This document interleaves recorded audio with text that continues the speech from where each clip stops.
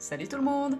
Aujourd'hui, je profite d'une journée off. Non, pas de moto aujourd'hui, mais tu seras pas déçu, je t'emmène sur un autre moyen de locomotion, plus immersif. Au centre des Bouches de Kotor, ça fait du bien de pas courir la montre sur la route. Une expérience que je suis impatiente de partager avec toi. Les Bouches de Kotor sont un site naturel exceptionnel.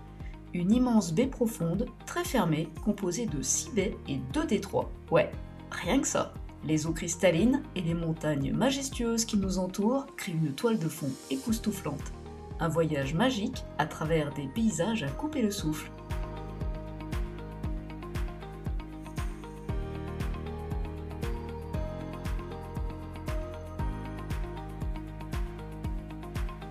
Les secousses du bateau concourent sûrement à l'adrénaline et au sentiment de liberté. En ce mois d'août, la région est touchée par les feux de forêt, ajoutant une dimension inquiétante à notre aventure. Les collines, qui étaient il y a quelques heures encore bien verdoyantes, sont maintenant voilées par la fumée des incendies. Les collines noircissent à vue d'œil. La nature majestueuse qui nous entoure est à la fois magnifique et poignante. Ici, c'est Notre-Dame du Récif. Laisse-moi te raconter une histoire sur cette petite église perchée au milieu des eaux, chargée de légendes. Cette église, construite au XVe siècle par des pêcheurs reconnaissants à la Vierge qui ont survécu à une tempête dévastatrice. Des cailloux furent jetés par bateau pendant de longs mois pour obtenir cette île. La légende veut que vous apportiez un caillou de chez vous et le jetiez au pied de l'île en faisant un vœu. Avec cette histoire en tête, nous poursuivons notre voyage à travers les Bouches de Kotor, immergées dans la beauté naturelle de cette région.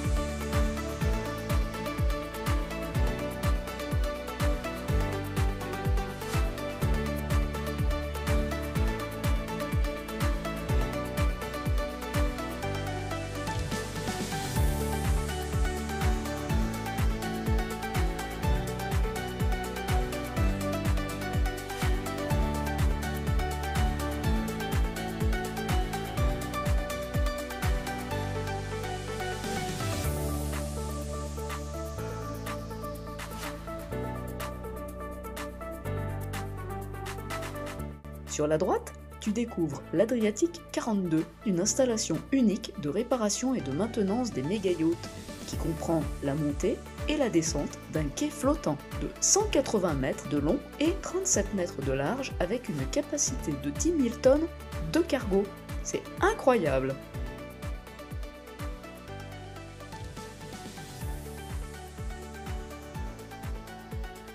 Je savoure pleinement ce moment de paix, les cheveux dans le vent. Nous entrons dans une ancienne base militaire dont nous ne voyons pas le fond dans une ambiance plutôt James Bond. Il s'agit d'un ancien abri sous-marin désormais abandonné.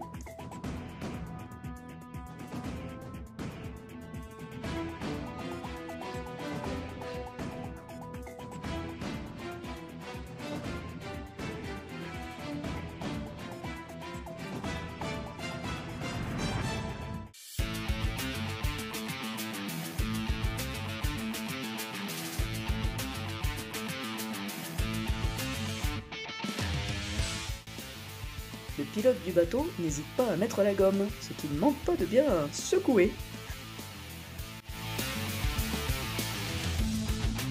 Un massage plutôt hardcore. Le temps commence à devenir incertain. Pour le moment, c'est pas encore un souci.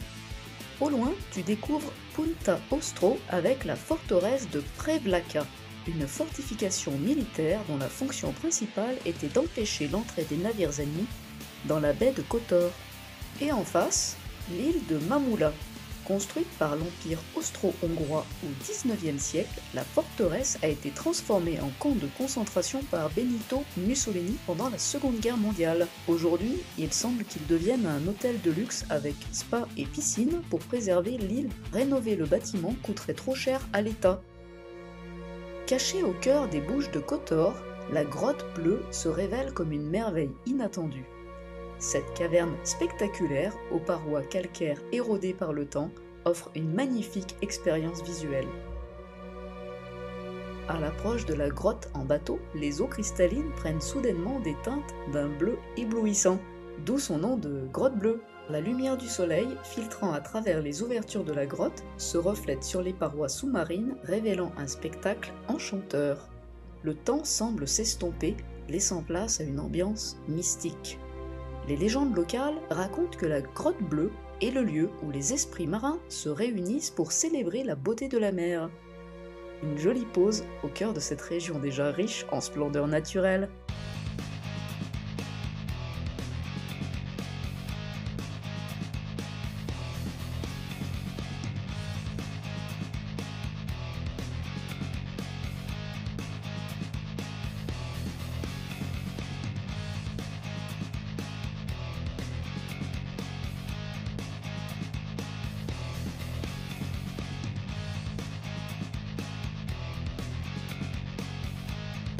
On reprend notre parcours en sens inverse.